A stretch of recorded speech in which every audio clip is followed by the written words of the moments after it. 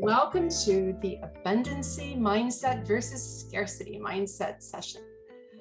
I want to introduce the person leading this morning's session, my esteemed colleague and dear friend, Kara Weander-Gaster.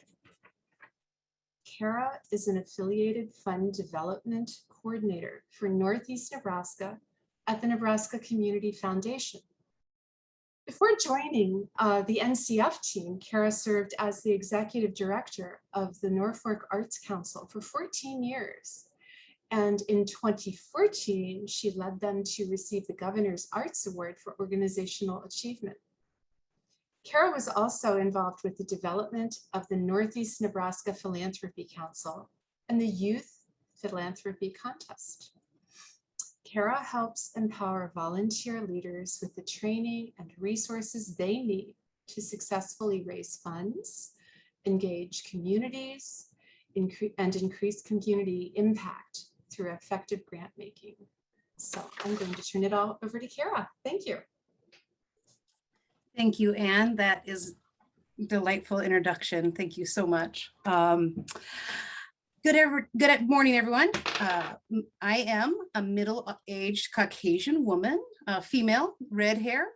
Today I have on a black blouse and my background is blurred, so you don't have to see my office. I'm here in Norfolk in my home office, and thank you everyone for joining us. And I want to thank Suzanne and the whole staff for helping put on this week has been amazing. I've been joining several of the sessions. It's great to be able to get all of this information and also just to keep the arts thriving across the state. So thank you to the staff of the Arts Council for all that you've been doing this week. So we are going to start with 3 questions. Throughout this session, actually, I'm going to ask you guys to drop things into the chat. Hopefully then at the end of the session, we'll actually have a robust chat that we can share out with everyone. We'll share it back to you. So hopefully we'll be able to kind of catch a bit of the greatness that's happening across the state. So if everyone could take a moment and I'm going to read these 3 questions and you can answer just one of them if you want. I would ask you to also maybe share your name and the community you're from or the organization you're with if you would like. These are the questions. Can you share with us one thing that makes your community special? Or perhaps one thing you love most about Nebraska Creatives? Or one asset in your community? So if everyone will take a moment and just drop some things in the chat, share your name, share your location, and answer one or all 3 of those questions. If you're a high achiever, if you want to do that, but really just one of them would be great. And I'm going to tell you a little bit about the Nebraska Community Foundation while you do that. And I'll also point out you don't have to read them all right now because we're going to email them to you so you can read them then. All right. So the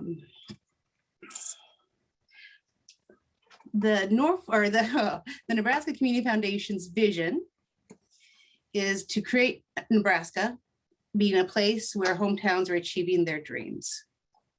And this vision, right? A vision is your what goal you're working for. What do we want to make happen across the state? So NCF is really great at actually realizing our vision because there are communities across the state truly achieving their dreams. I just think in Northeast Nebraska about a few of the communities I work in, Laurel right now is just getting done with like raising $3.5 million for their new community center. Plainview and Brunswick are working together for a park improvement project. The folks over in Decatur are working with their firemen to get a new fire truck. And of course, in Norfolk, we have the sculpture walk, downtown murals that are happening. So it's just amazing the things that are happening across the state. And I'm really proud to be helped doing that. The mission of the Nebraska Community Foundation, how we get that vision done, right? Our mission is we unleash abundant local assets, inspire charitable giving, and connect ambitious people to build strong communities and a greater Nebraska. So unleash, inspire, connect. You'll see those lots of times in NCF's NCF's publications. There are currently 249 affiliated funds benefiting 271 communities in 83 counties across the state. And so if we think about that, and Stephanie, if you want to go to the next slide. So there are 93 counties in all of Nebraska, and NCF is working in 83 of them. So as we're talking about this abundance, as we're talking about the things that are happening in the NCF network, know that it's very likely that there is someone working very close to you in your hometown doing similar work like this. And my dream is sort of that we can connect those neighbors of yours who are doing this work with NCF, and maybe some of you are actually here on the call with us today, but how can we connect you guys in our communities for greater Nebraska? So I am hoping that today will inspire some new collaboration and partnerships, but we'll get more to that in just a minute. I want to share real quick this infographic. We currently have 1,500 volunteers across the state. Again, like I said, working in 249 communities. We have 249 affiliated funds working in 271 communities, impacting 83 counties. And of course, this bottom statistic's not too bad. Since NCF has been around about 26, 27 years, we haven't reinvested. Our hometowns themselves have reinvested in their own future, $423 million. That's just amazing to me. And again, if you don't know the NCF network, that is not, NCF is not the grantor there. What we do is we connect, inspire folks in their hometowns to work for their own future. I've been doing this work for about 27 years. Okay, I am bad at tech and talking at the same time, but I am to the point of seeing if we have some responses in our chat. And I haven't been watching it, but Stephanie or Anne, is there any great things that we just maybe want to hold up? I see we have Ashlyn's here, Jen Murish is here. Hi, from Kearney.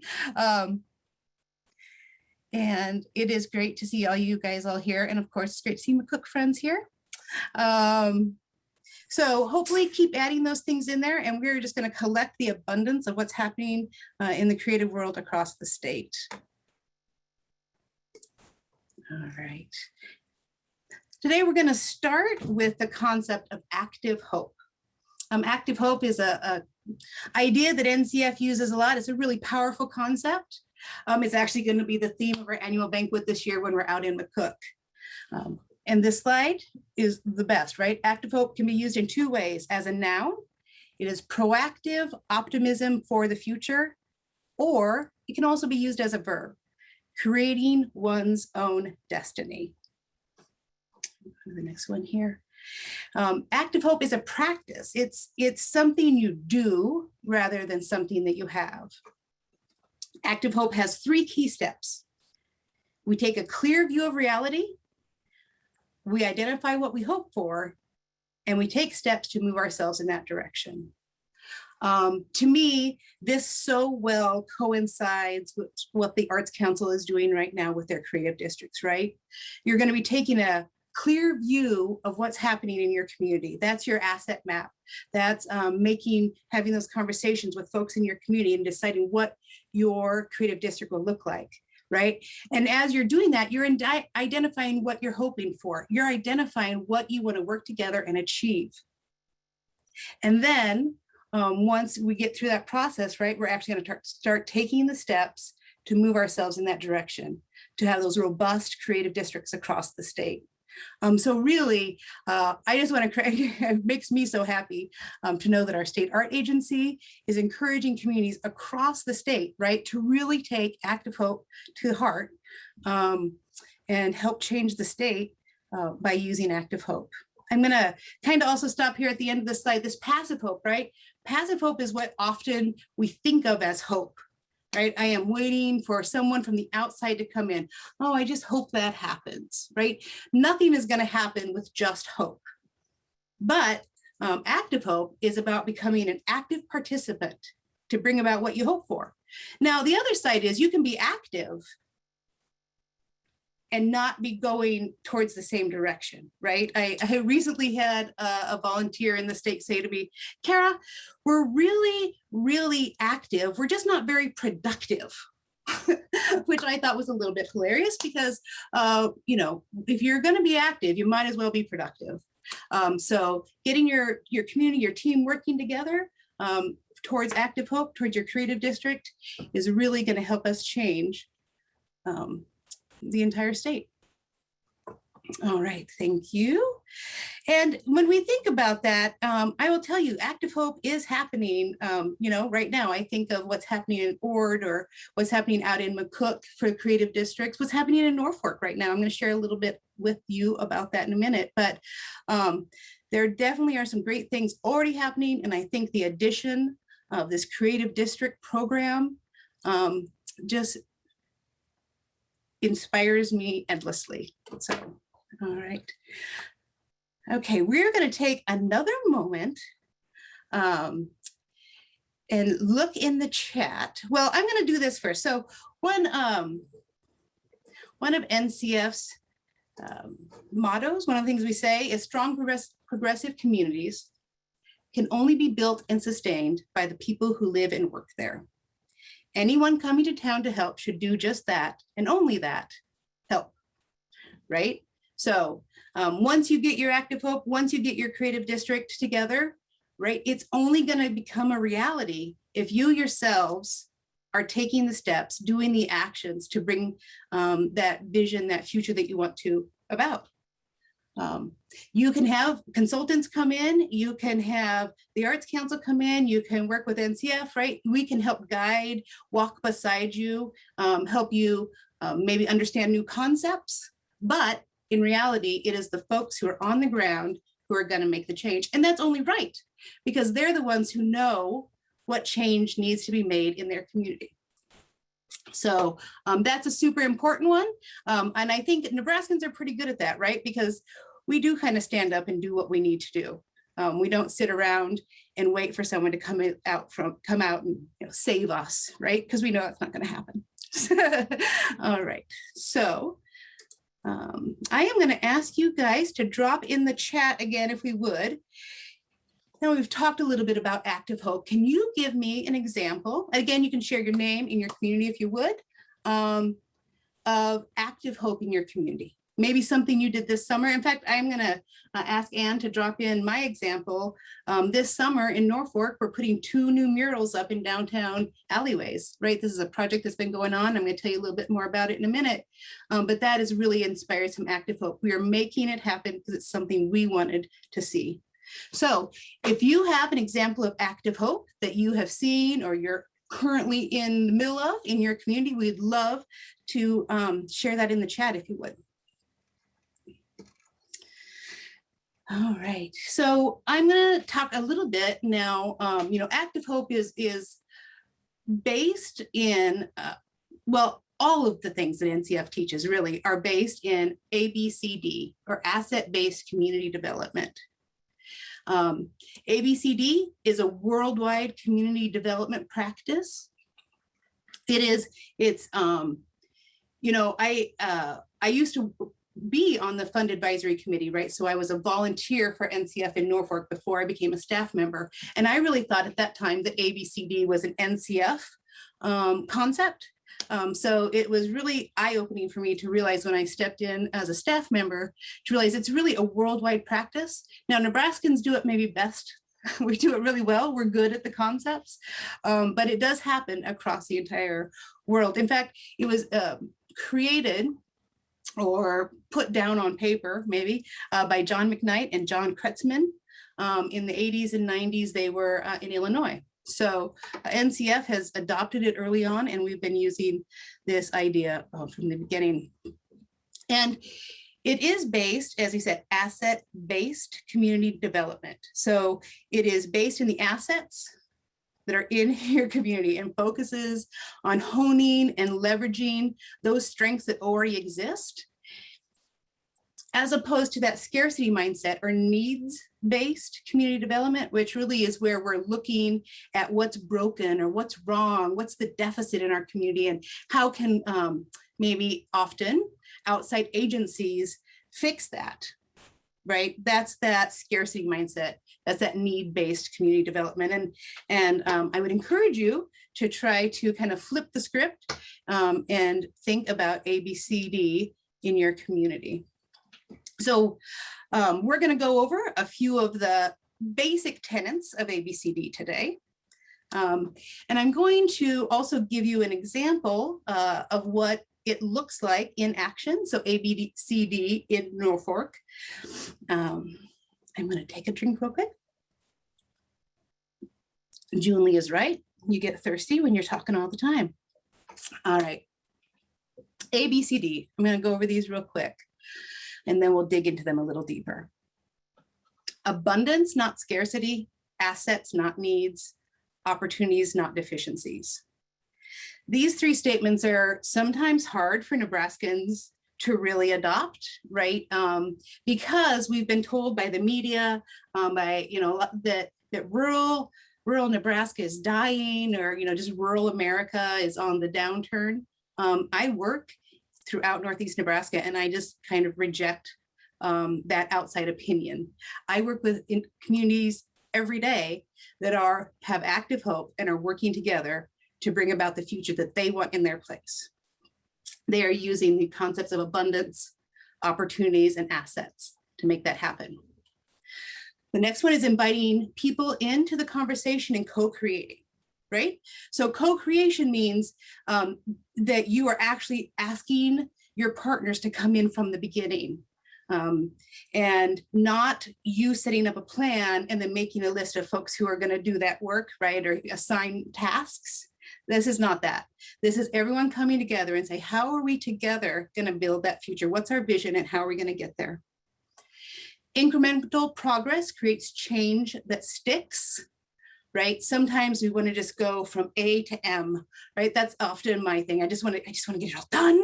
But if we take those steps, if we go through the process, if we're talking to people, if we're co-creating, it is slower, right? It is a marathon, not a sprint. Community-led and community-owned, I've talked about this already, but I will touch on it again. Change has to happen from the community itself for its own good. All right, Stephanie, I'm going to show you guys an example of ABCD in action here in Norfolk. So last year, we started the Norfolk Alleyway Art Project. And if you look at this alley here in downtown Norfolk, some people may not see assets and opportunities. But fortunately, there was a group of citizens in Norfolk who had a desire to make a change in downtown, and they saw this as an opportunity to make that change. So again, assets, not needs, opportunities, not deficiencies. Every community has more potential resources than one person knows, right? So how can we unleash those assets and those opportunities? And that also can mean people, right? Not only, your assets can include people in your community. And the Norfolk, this is that same alley a few months later. So the Norfolk Alleyway Art Project definitely brought us about some, we were able to see the abundance in our community, and we changed the space so dramatically. It makes me so proud. Sorry, just looking at the photo. So for a long time, the Norfolk Alleyway Art Project had been spoken about.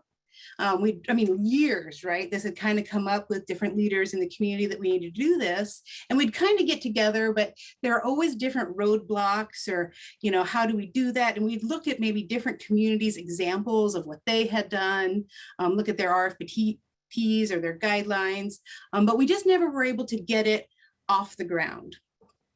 But I will tell you, all those conversations that I was in all those years, it occurs to me, we never had an artist at one of those meetings, right?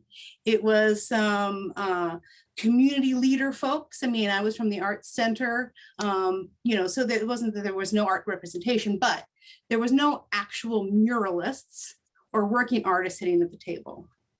So we decided we needed to change that a bit. And we said, what would happen if we asked the local artists to join us to co-create this vision of what we have going on downtown? And what happened was we went to the school art exhibit was happening right then, and there was art teachers there, and we went and we talked to them and we said, we have this vision of downtown with murals. What do you think about that? How could that happen? You know, we just had this vision, but we didn't have the steps, we didn't have the ideas, we didn't really know what we were doing. So we asked those artists, how can we work together to make this happen? And the abundance that we uncovered was amazing. I was shocked. We had 35 artists inquire about the program that first year, and we had 24 artists show up for a meeting. Like 24 artists showing up for a meeting blew me away, right? And we had a great conversation with them that day. We asked them, how can we do this? What does it look like? How can we work together?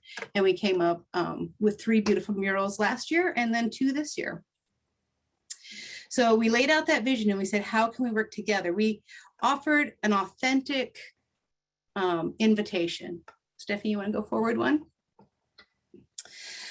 We talk about the power of authentic invitation and how that can change lives. And this is that idea of co-creation I was talking about. So we didn't put out, you know, an RFP per se, or even an application that first year to our artist.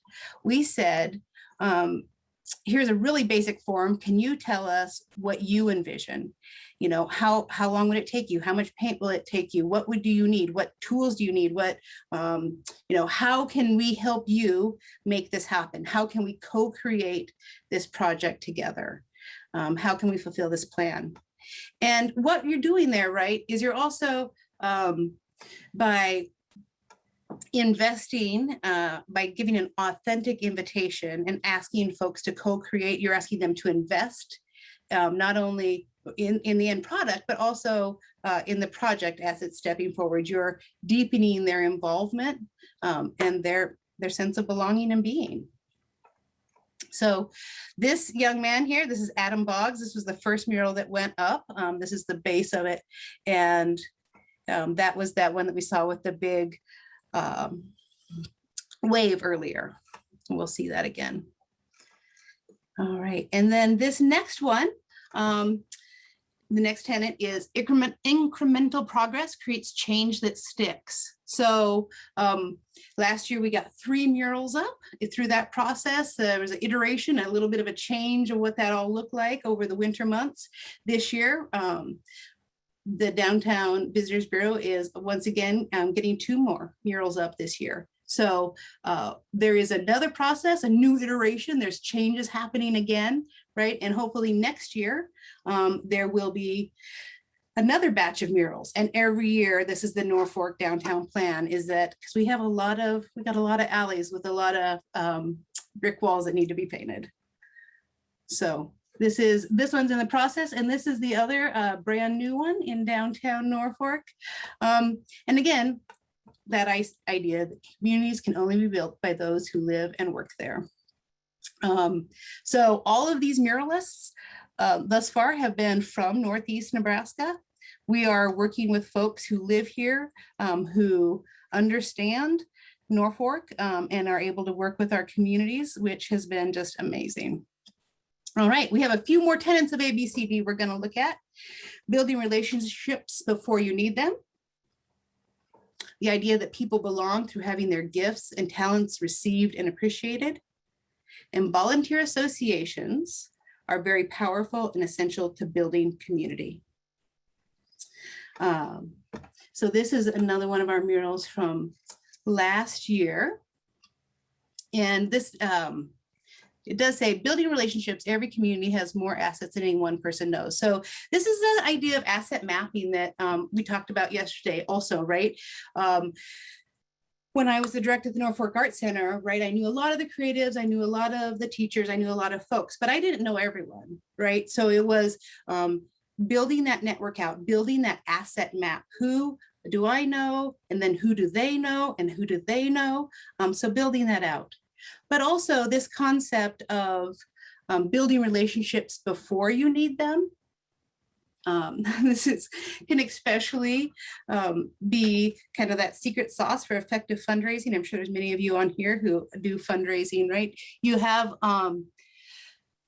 it's a lot easier to ask for a donation when you're in relationship with a person.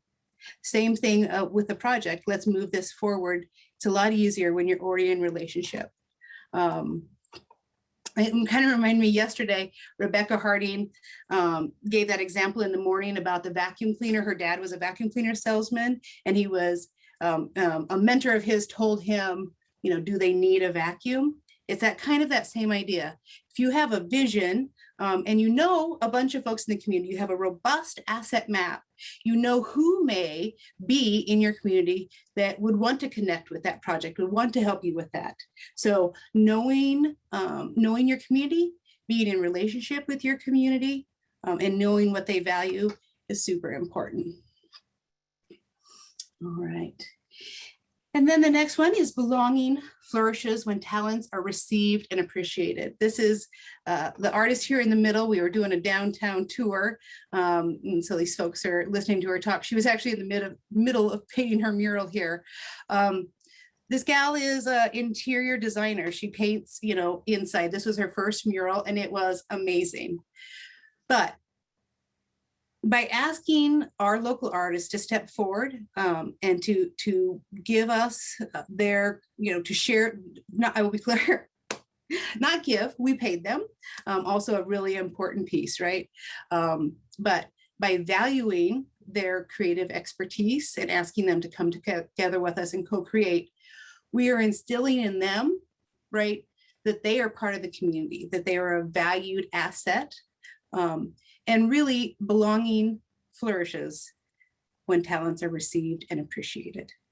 And I'm sure if you think about your own life, you can think about that sometimes, right? It's a different feeling when someone says, I've noticed you're really amazing at that. Would you be willing to share your gifts, right? As opposed to, I have an assignment for you and I don't really care what your talents are. But having someone's talents identified, seen, right? That's that asset map, and then appreciated really can help change your community. All right, and then this is the final, the end product of that piece we were looking at, we saw in mid creation.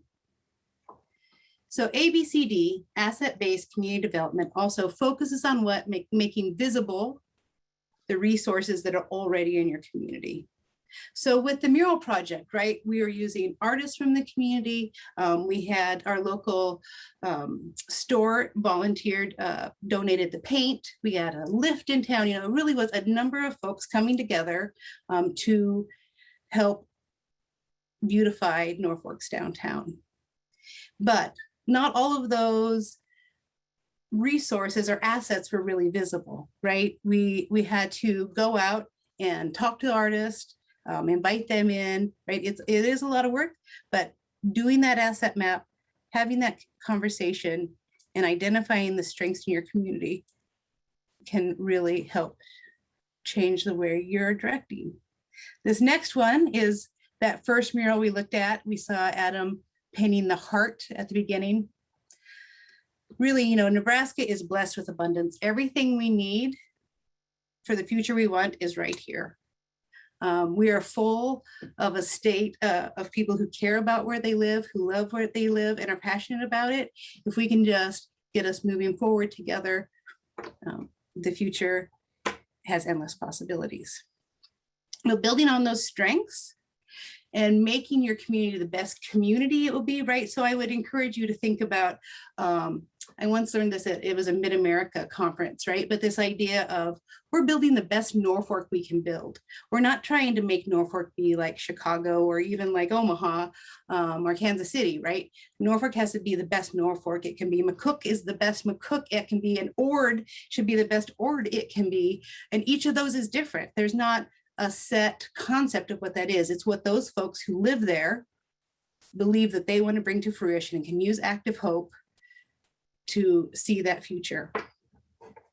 Awesome. Thank you, Stephanie. So why is the asset-based approach so important? So if we think again, when people discover what they have, they find power. When you're talking in your community, when you're discovering the abundance that you have there, people find power. When they join together in relationship, they're building power. And when people become more productive together, they exercise that power to address the problems and realize the dreams they want. So it is a growing circle that starts with the individual. You believing in what you're trying to do in your community, talking to the folks, your neighbors, your friends, your coworkers around you to build those connections, and then working together to move you guys forward. So that is the ABCD practice, why I would encourage you to look at it. And then this, again, leaders are people who create a shared vision, powerful enough to lift people out of their day-to-day petty preoccupations and focus them on the things worthy of their efforts. In my opinion, the arts have a powerful role to play in community development, right? Because creatives are able, I mean, they have the tools to be leaders in their places, because you can help create that shared vision visually for folks, or on the stage, or in the park. And you can lift people out of their day-to-day petty lives and help them focus on what the community could be. This is the power of creative districts. I would say, and when you can be in community, right? When you can be in connection with those folks you're working with, when it's personal, it's important. And when it's important, it gets done. I also think about our Nebraska rural leaders and holding up the creative excellence that I see across the state. You know, I've always said a poem written in West Point or Lincoln is probably going to speak to my heart more than a poem that's written in New York City. I can very much value that poem that's written in New York City, and I can learn a lot from it, and I can explore that reality. But art that is created in Nebraska touches my heart more closely, right? It's more related to my personal experience. And I really believe if we can build communities where artists, that level of artists are valued and appreciated, right? Their gifts are received and appreciated, the future of the state is bright. Because we don't always build our communities in a way that accepts or makes a place for the abundance of creatives and artists to be there, right? We often, if we have a really talented young theater person or really talented young painter, right? It's kind of like they're going to leave Nebraska and be successful, right? What if we start building our communities, building creative districts, and building a fertile field where our creatives can stay here, be successful here, and help move our communities forward. So Nebraska art leaders, you have the power to do that. Let me ask you 3 questions. What can you do by yourself? What can you do with a little help? And what do you need someone else to do? So often in rural Nebraska, I think I've met a lot of creatives over the years who feel like they live on a creative island amongst the sea of corn and soybeans, right? That they are the only artist, or them and their friends are the only artists that are out here trying to make it happen. And this is what I know about Nebraska artists. They are tenacious, they are persistent, they are persuasive, and they're gonna keep working towards what they believe is important. But I'll ask you for this to think about this concept. How can you share your passion? You know, I think about this as a board, right? If you're the red person here and the green person is a board member or a donor or a volunteer, right? Sharing the passion with that one person. And then to really amplify your excellence, can you inspire them enough that they will go out and talk with other folks, right? You notice the red guy isn't in the third picture. So just think about that. How can you inspire those people in your circle to help expand your excellence to the next circle? And we're going to take another moment, maybe to think about right in our chat. We're going to share another chat share time here, because we're also talking about community collaboration, right? If that third graphic is happening, it's because the community has come together. The vision has been set out. Active Hope's alive. Folks are moving towards a vision together of a creative district in their hometown. That has to happen through community collaboration, right? Unexpected bridges might be being built. Bridges that you didn't think folks that you didn't think would be your partner may end up being your partners. Now, they might be temporary bridges. They might just be for a little bit. Or perhaps we're going to be building some permanent bridges in our communities through the process of discerning our creative districts. So this is what I'd like you to share in the chat. Can you share with us in the chat an example of an innovative partnership that you had, a bridge that was built maybe that was surprising in your community, something that your organization has done or you personally have done to help move things forward, where you've shared that vision and found maybe a unique partner?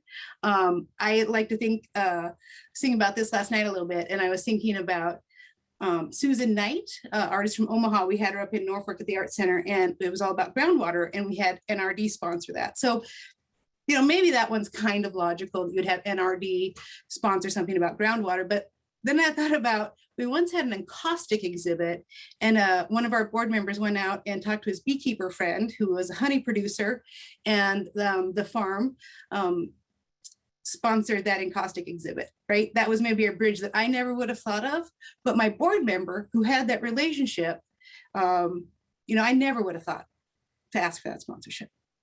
But through those expanding circles of relationship, through that asset map, we were able to bring that together. It was a really neat exhibit. All right. And that brings us to our next slide. Change happens along the lines of relationship and at the speed of trust. So this is another of NCF's kind of mottos, right? And I'm going to say it again because I love this one. Change happens along the lines of relationship and at the speed of trust.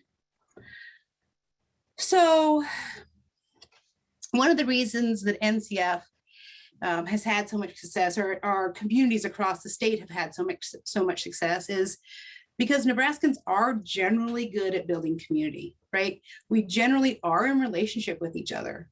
And there are a lot of strong bonds in communities across the state. I think about, if you think about how many folks you knew growing up if you lived in a small town, or if you live in a small town now, right? How many relationships do you have? And what's the level of trust that you have there? Because those are both essential. You have to have the relationships and the trust. All right. The next slide here is actually a map of the communities that NCF works in. Again, this map is a little bit older than that infographic I shared earlier. So that's the one more community and one more county have added since this map. This is last year's map, but NCF is working in communities across the state. There are folks like me. I'm Northeast Nebraska, right? So I'm out of Norfolk, but I have colleagues that are working across the state and do similar work just like I do in these communities. So the brown ones are like countywide. So there are some countywide initiatives or affiliated funds and a lot of community funds. So know that if this is some of the work that you're interested in, we would love you to connect with your local fund advisory committee members and see what fresh ideas. Like I think about all the things that creative districts are going to be doing, and I think about how we talk to our affiliated funds and the work that we ask them to do, which is kind of all the stuff we've been talking about, asset-based community development, right? It goes so perfectly with the arts and the creative district. So how can we work together to make our communities be what we want them to be? How can we find creative endeavors that will bring us to that future. So I would ask you if you're interested, you can always visit NCF's website, and there's a really easy place, and we'll have that, the last slide has the website there. You can look up your hometown, and it will tell you if there's a fund in your hometown or not and what they work on. It will have contact information, right? And if perhaps you can't find that website, or you can't connect with that, you can always get a hold of me, and I'll help you connect with your local coordinator, and we can make some exciting, innovative bridges across the state. All right, I'm going to grab us back to this 3 questions that we started with. The 3 questions we asked were: one thing that makes your community special, one thing you love most about Nebraska Creatives, or one asset in your community.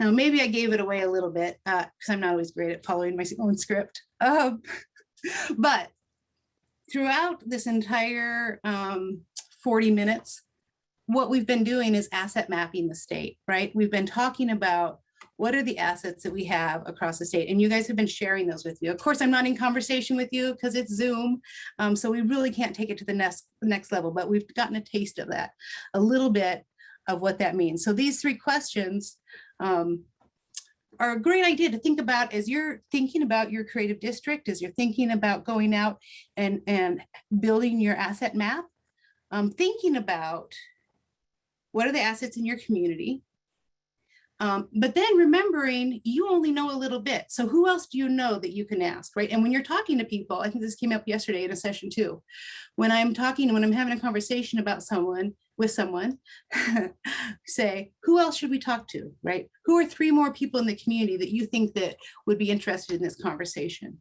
And just continue to grow out that map. And I guarantee you will be surprised of the folks who really, the thing that surprises me is how many Nebraskans have a really creative heart or a really creative background, but maybe that's not the work they're doing right now. But they can easily get behind a good, solid plan for their community's future.